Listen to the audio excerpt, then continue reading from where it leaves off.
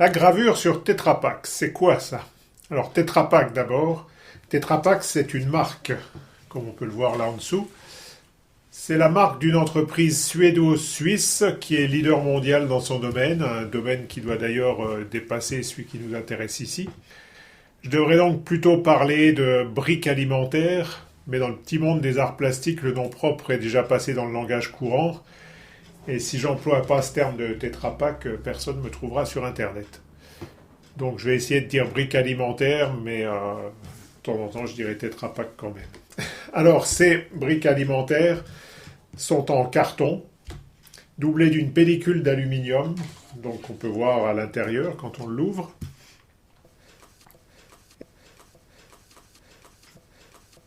Donc à l'extérieur, c'est plastifié par du polyéthylène. Ensuite, on a une couche de carton, puis on a l'impression qu'il y a juste une couche d'aluminium, mais en fait celle-ci est encore prise en sandwich entre des couches de polyéthylène. Alors, pourquoi ces différentes couches? Pour garantir déjà la solidité de l'emballage, et le reste, le polyéthylène et l'aluminium, pour des questions de conservation du contenu et d'étanchéité. Il faut savoir que ce matériau est en train d'évoluer actuellement pour des raisons à la fois écologiques et de santé, et qu'il faudra sans doute adapter un peu à l'avenir nos techniques de gravure, compte tenu de l'évolution du matériau.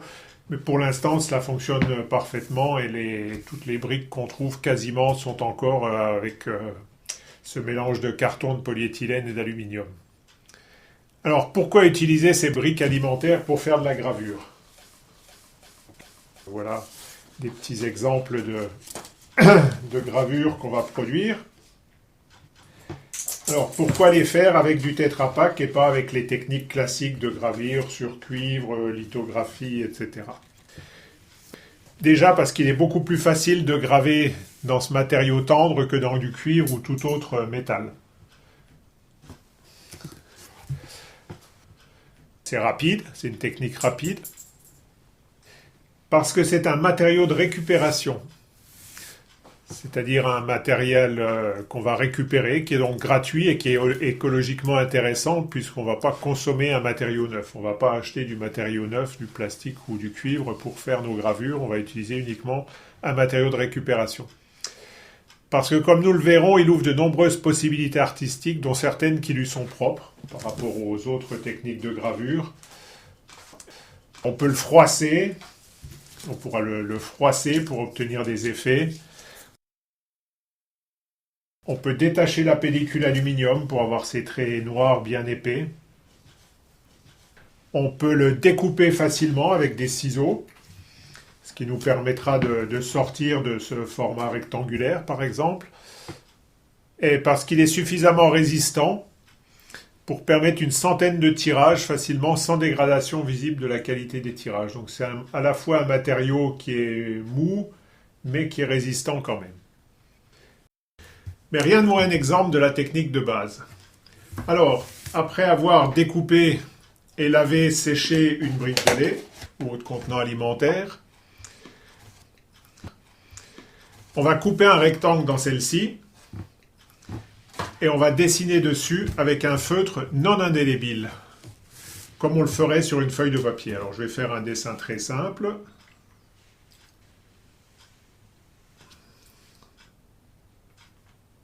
On va dessiner des petites fleurs.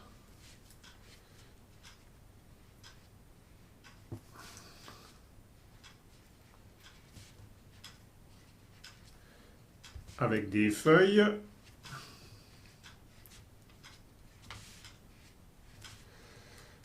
Si on a fait une erreur, ce qui est bien, c'est qu'il est très facile de gommer et de recommencer. Alors là, je dessine avec des gros surligneurs, mais je peux facilement prendre un feutre plus fin, donc ça pour faire mon dessin général. Si je veux faire des fleurs avec des pétales un peu plus sophistiqués, je vais repasser dessus en précisant un peu mon dessin.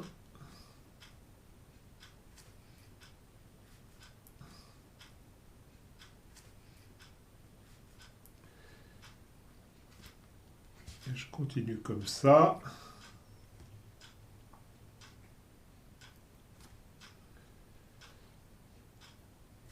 Voilà, je pourrais tout redessiner, mais pour le moment, je vais en rester là et je vais graver. Donc pour graver, j'utilise juste une pointe métallique. Ici, c'est même un rayon de vélo qui a juste été taillé à la meule. Et je vais passer en appuyant modérément sur mon Tetra Pak.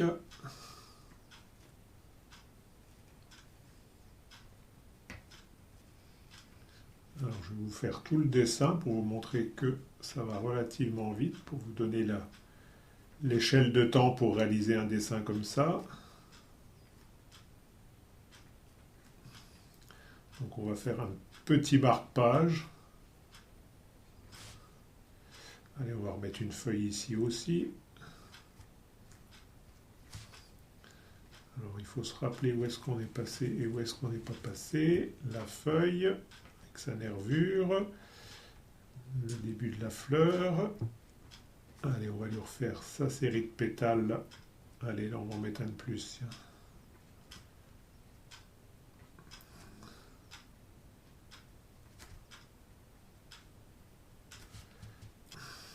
La feuille. Elle n'est pas très jolie celle-là. Alors à cette étape-là, par contre, à l'étape de la gravure, il vaut mieux pas faire d'erreur.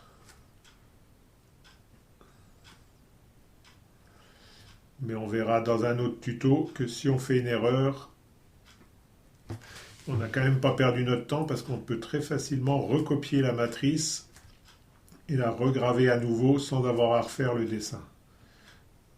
Donc, ce qui est intéressant, par exemple, si on a fait un dessin où on n'est pas satisfait de son dessin, on a fait des erreurs de proportion ou autre, on va pouvoir récupérer une partie du dessin et corriger la partie qui ne nous satisfait pas, sans avoir à tout refaire. Voilà, là j'ai fini ma gravure, donc maintenant je peux simplement effacer le feutre. Alors j'efface là juste avec un essuie-tout, je pourrais passer sous l'eau du robinet pour essuyer plus parfaitement, mais là ça suffit.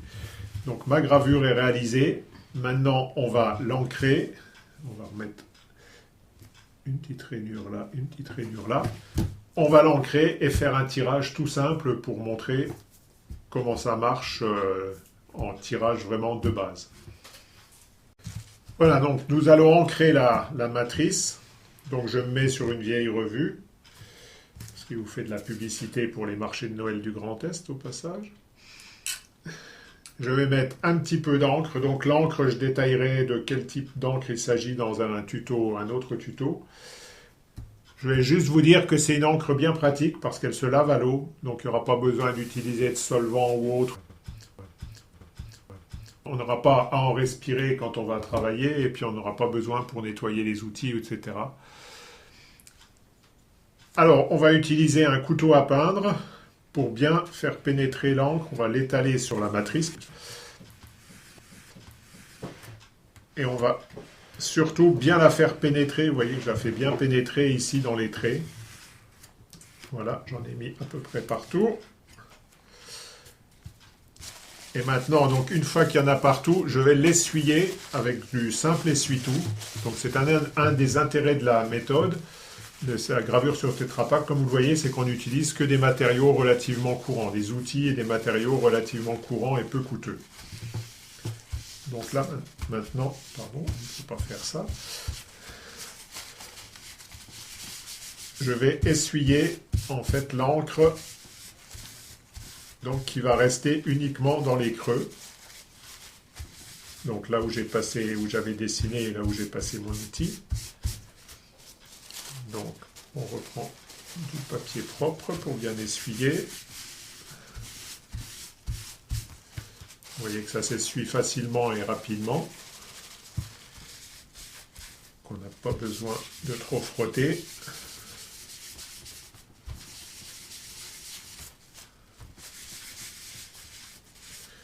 Voilà, on va laisser un petit voile derrière.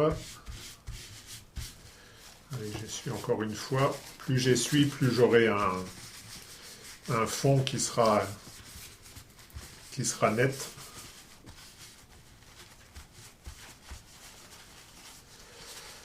Donc là, c'est vraiment la technique d'impression de base qui va me donner uniquement mon dessin de départ.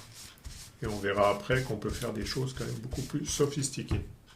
Voilà, il nous reste à le passer sous la presse maintenant. Mettons une feuille de papier sur le plateau de notre presse. Ensuite, nous allons mettre notre matrice, donc qui est gravée en dessous, ancrée, en essayant de la centrer à peu près sur la feuille. On va mettre un papier de protection, parce que vous voyez que l'arrière a pris de l'encre, donc on met toujours un papier de protection pour ne pas salir le feutre de la presse. On remet le feutre, on va tourner un coup pour passer donc entre les rouleaux de la presse, où il y a quand même une certaine pression.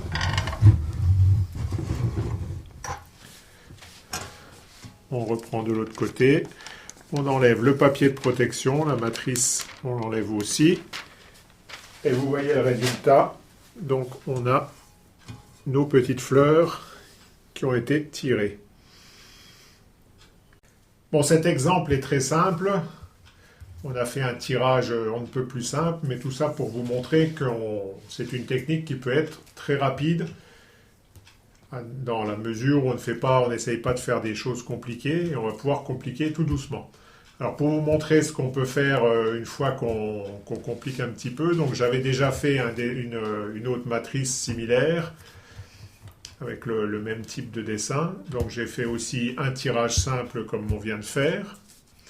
Ensuite, j'ai fait un tirage un petit peu plus sophistiqué. J'ai mis un peu d'ombrage dans les feuilles et puis j'ai introduit, alors sur le même tirage, en passant qu'une fois sur la presse, j'ai introduit à l'ancrage un petit peu de couleur rouge sur les fleurs. C'est quand même un peu plus gai.